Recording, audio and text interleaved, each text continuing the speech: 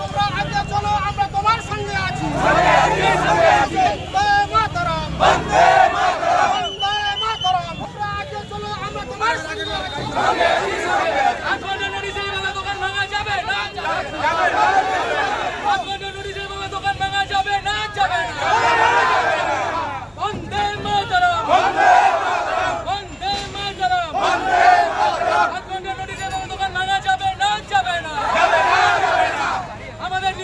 সময় দিতে হবে, আমরা তার মধ্যে ব্যবস্থা করবো।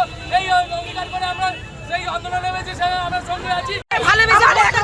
আমাদের দোকান চাই,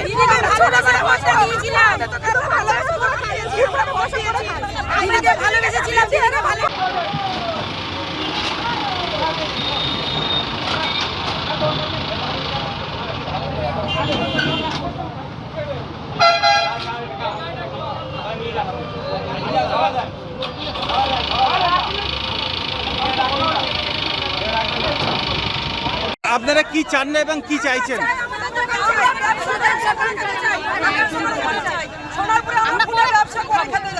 আমার কোনো সাহায্য দরকার নেই। আমার দিদি বসার জায়গা কেন তুলে দিচ্ছে আজকে লাদিবে? কিছু দরকার নেই, আমাদের খেতে করে খাবো। দিদি আমাদের ছোট ছোট বাচ্চা আছে বাড়িতে,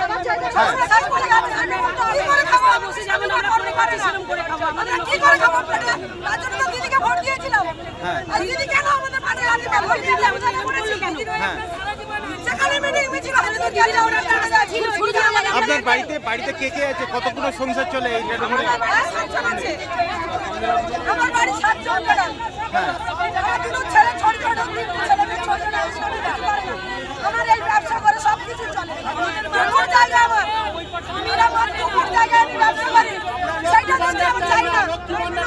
আমাদের দরকার আর কোন জায়গা চাই না, তার জন্য তো আমাদের জীবনে নাম কি আপনার? বন্দে মাতরম, বন্দে মাতরম, তৃণমূল কংগ্রেস জিন্দাবাদ, জিন্দাবাদ, জিন্দাবাদ, জিন্দাবাদ, জিন্দাবাদ, জিন্দাবাদ, বন্দে মাতরম, বন্দে মাতরম, বন্দে মাতরম, বন্দে মাতরম, তৃণমূল কংগ্রেস জিন্দাবাদ। আমি সেখানে এখানে দোকান আছে, আমার বাজারে এখানে দোকান আছে। আমরা চাইছি দিদির কাছে হাত জোড়া করে প্রার্থনা করছি যে আমরা প্রত্যেকে যাতে করে খেতে খাই, আমাদের ছোট জায়গা হোক, আমরা করে খেতে চাই, সেই রকম পজিশন আমাদের দিক। আমরা কেন উচ্ছেদ হতে চাইছি না, আমরা লক্ষ্মী ভান্ডার চাই না। আমাদের বাড়িতে এই যে ছোট বাচ্চারা আছে, স্কুলের মাইনে আমরা সেগুলো কোথায় পাবো? সব দিদির কাছে আমরা গেছি, সব বন্ধ করে দোকানপাট বন্ধ করে আমরা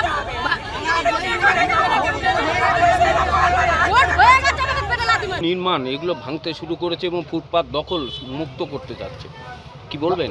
এটা হচ্ছে দেখুন, আপনারা যারা অবৈধভাবে কনস্ট্রাকশন করে যারা অবৈধভাবে কনস্ট্রাকশন করে রাখছে, পাবলিক এতে অনেক হ্যারাস হচ্ছে, মানুষের অসুবিধা হচ্ছে। মানুষের স্বার্থে আপনারা জানেন যে আমরা এবং আমাদের মাননীয় মুখ্যমন্ত্রী কাজ করে থাকে, তাই আমরা জেলা প্রশাসন এবং আলিপুরদুয়ার পৌরসভা মিলে আমরা শুধু আলিপুরদুয়ার নয়, সারা বাংলা এরকম যারা এই দখল করে রাখছে তাদেরকে আমরা অনেকবার নোটিশ দিয়েছি, অনেকবার বলেছি। কিছু ক্ষেত্রে লোক উঠেছে, কিছু ক্ষেত্রে উঠে নেই। তো আজকে আমরা সব সরিয়ে দিচ্ছি। এই অভিযান চলবে? একদম চলবে। দাদা, মুখ্যমন্ত্রীর ধমকের পরেই কি তৎপর কাজ? না, শুনুন, মুখ্যমন্ত্রী ধমক না, মুখ্যমন্ত্রী বাংলার মুখ্যমন্ত্রী। কোথাও মানুষের যাতে কোনো অসুবিধা না হয়, তিনি মানুষের মুখ্যমন্ত্রী, মানুষকে নিয়ে চলেন। মানুষের কোথায় অসুবিধা হচ্ছে তিনি ভালো করে বুঝতে পেরেছেন, আমাদেরকে তাই গাইডলাইন দিয়েছেন। আমরা সারা বাংলায় এইভাবে কাজ করছি। ক্লাসে কি কি শেখালেন, কি কি বললেন? বললেন যাতে মানুষের কোনো অসুবিধা নয়, মানুষই শেষ কথা, মানুষের যাতে অসুবিধা করে কোনো কাজ যাতে না হয়। মানে অবৈধভাবে এই দখল সেটা মুক্ত করা হবে। শুধু অবৈধভাবে দখল নয়, সব ক্ষেত্রেই কোনো যাতে মানুষের অসুবিধা না হয় সেটাই দেখার দায়িত্ব আমাদের বলেছেন, সবাইকে বলেছেন, বাংলার সমস্ত প্রশাসনকে বলেছেন তিনি। তাই আজকে আমরা রাস্তায় এই অভিযান চলতে থাকবে। হ্যাঁ, আমি আজকে কলকাতার থেকে এসে আমি সঙ্গে সঙ্গে রাস্তায় নেমেছি। আপনারা দেখছেন কি কি উপদেশ দিলেন? কলকাতায় ছিলেন তো, সেগুলো আপনারা অলরেডি শুনেছেন। আপনারা তো এটা